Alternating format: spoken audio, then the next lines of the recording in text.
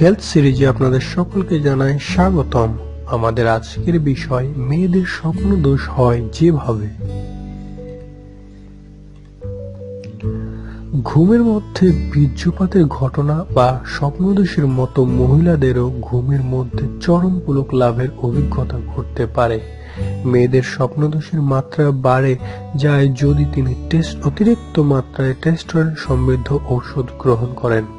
বয়ঃসন্ধিকালে অনেক মেয়েরই প্রথম ঘুমের ভেতর শারীরিক পুলক অনুভব করে, আবার অনেকেই প্রথম শারীরিক শিহরণ গ্রহণ করে আঙ্গুল পরিচালনার মাধ্যমে। মেয়েদের ক্ষেত্রে কিনসে দেখেছেন মাত্র ৫,৬২৮ জন মহিলার মধ্যে প্রায় ৪০% মহিলা তাদের ৪৫ বছর বয়স সময় কমপক্ষে একবার স্বপ্নদোষের অভিজ্ঞতা লাভ করেছেন।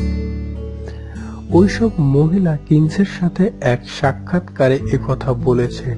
এক গবেষণায় দেখা গেছে ৮৫% মহিলা তাদের ২১ বছর বয়সের সময় স্বপ্নদোষের অভিজ্ঞতা লাভ করেন।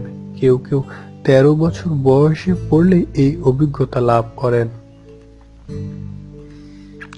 যেসব মহিলা ঘুমের মধ্যে চরম পুলক লাভ করেন সাধারণত তাদের বছরে কয়েকবার এটা হয়। মহিলাদের রতিমোচন হিসেবে ঘুমের মধ্যে যৌন উত্তেজনা জেগে যায়, যার মাধ্যমে তার রতিমোচনের অভিজ্ঞতা লাভ করেন।